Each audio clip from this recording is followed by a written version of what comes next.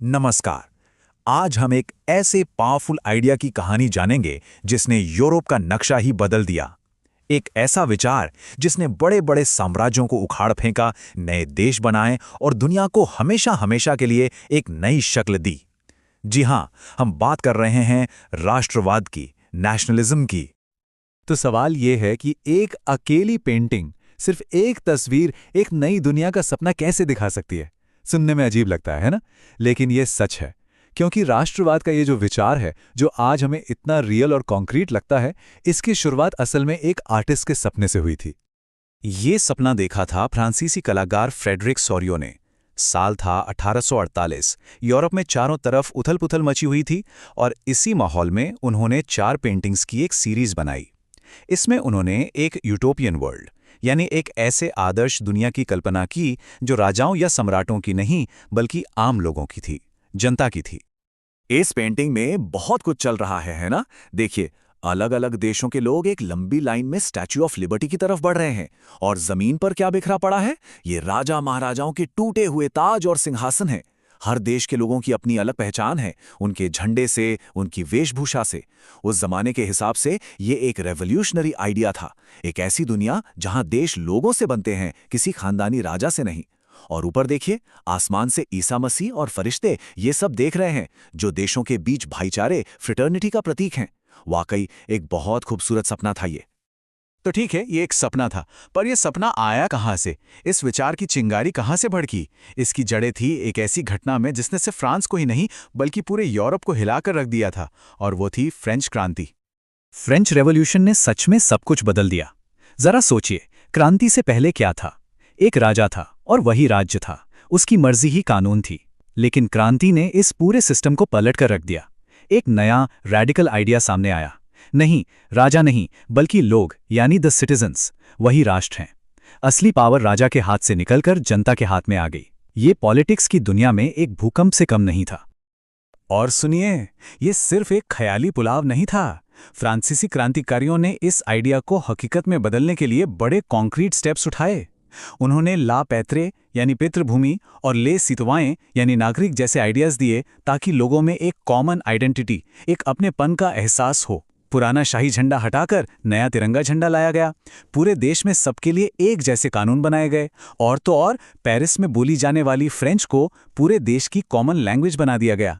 इन्हीं सब कोशिशों से एक नेशन स्टेट का जन्म हुआ, मतलब एक ऐसा देश जहां एक जैसी पहचान वाले लोग मिलकर अपनी सरकार चलाते हैं। फ्रांस में जो ये चिंगारे भड़की थी ना, वो बस वहीं तक नहीं रुकी। ये तो आग की तरह पूरे यूरोप में फैल गई और इसने आंदोलनों की एक बिल्कुल नई लहर शुरू कर दी। ऑस्ट्रिया के चांसलर थे मेटरनिच, और उन्होंने एक बड़ी मजेदार लेकिन सच्ची बात कही थी। उन्होंने कहा, जब फ्रांस छींकता है तो बाकी यूरोप को जुकाम हो जाता है। और ये बिल्कुल सच था। फ्रांस में कुछ भी होता था, उसकी लहरें पूरे महाद्वीप में महसूस की जाती थीं। आज़ादी और राष्ट्र का ये जो नया नया आइडिया था, वो अब फ्रांस की सरहदों में कैद नहीं रह सकता था। और इंटरेस्टिंग बात यह है कि ये आइडिया अब सिर्फ पॉलिटिकल नहीं रहा, एक नया कल्चरल मूवमेंट शुरू हुआ जिसे हम रोमांटिक नेशनलिज्म कहते हैं। इसका मेन आइडिया क्या था कि किसी भी देश की असली आत्मा उसकी फोक्सगाइज्ड यानी स्पिरिट ऑफ द पीपल, उसकी पॉलिटिक्स या लड़ाइयों में नहीं बल्कि उसके कल्चर में होती है, उसके लोक गीतों में, उसकी लोक कथाओं में, उसकी भाषा में। तो अब कल्चर एक हथियार बन गया था, एक टूल। जैसे जर्मनी में ग्रिम ब्रदर्स ने लोक कथाएं जमा करनी शुरू की ताकि एक कॉमन जर्मन स्पिरिट को जगाया जा सके। पोलैंड में, जो उस वक्त रूस के कब्जे में था, वहां पोलोनेज और मजूरका जैसे लोक नृत्य नेशनल रेजिस्टेंस का सिंबल बन गए। अपनी भाषा बोलना, अपने कल्चर को जिंदा रखना, ये सब आज़ादी की लड़ाई का हिस्सा बन गया। पर 1848 के ये जो जोशीले लिबरल विद्रोह थे, ये ज्यादा दिन टेक नहीं पाए। पूरे यूरोप में लोगों ने, खासकर मिडिल क्लास ने, अपने अपने राष्ट्र बनाने के लिए आवाज उठाई। वो सब चाहते थे कि राजाओं का राज खत्म हो। लेकिन अफसोस, इन विद्रोहों को आखिरकार कुचल दिया गया। जो राष्ट्र राज्य बनाने का सपना लोगों ने देखा था, वो कामयाब नहीं हो पाया। लेकिन कहानी यहां खत्म नहीं होती, बल्कि यहीं से एक बड़ा ट्विस्ट आता है। राष्ट्रवाद का आइडिया मरा नहीं था। हाँ, लोगों की क्रांति फेल हो गई थी, पर जो राजा और कंजर्वेटिव नेता थे, उन्हें एक बात समझ आ गई थी कि ये नेशनलिज्म की भावना बहुत बहुत पावरफुल है। तो उन्होंने सोचा, अगर हम इसे दबा नहीं सकते तो क्यों न इसे अपने फायदे के लिए इस्तेमाल कर लें। अब राष्ट्र बनाने का काम जनता नहीं बल्कि सत्ता में बैठे लोग करने वाले थे, ऊपर से टॉप डाउन। इसका सबसे बड़ा एग्जाम्पल है जर्मनी। 1848 में लिबरल्स ने पार्लियामेंट में बैठकर जर्मनी को एक करने की कोशिश की, पर वो फेल हो गए।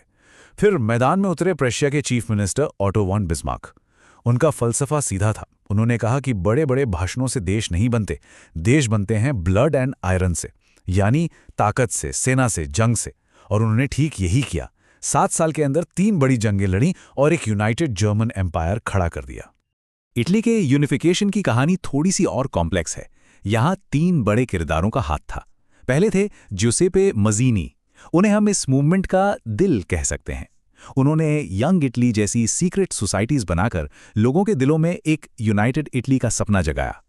फिर थे काउंट कवूर। वो थे इस यूनिफिकेशन के दिमाग, एक बहुत ही चतुर डिप्लोमैट जिन्होंने अपनी सूझबूझ और मिलिट्री अलायंसेस से उत्तरी इटली को एक किया। और आखिर में थे ज्यूसेppe गारिबाल्डी।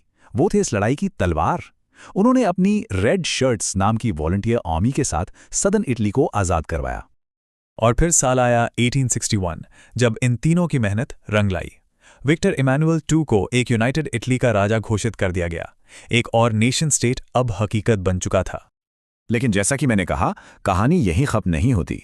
राष्ट्रवाद के इस पावरफुल आइडिया का एक स्याह पहलू भी सामने आने वाला था। एक ऐसा मोड़ जो फ्रेडरिक सोरियो के भाईचारे वाले सपने से कोसों दूर था।